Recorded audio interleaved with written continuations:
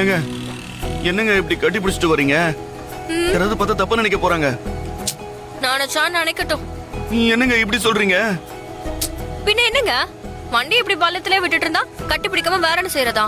விடுங்க. நான் ஒன்னும் வேணும்னு அப்படி பண்ணலங்க.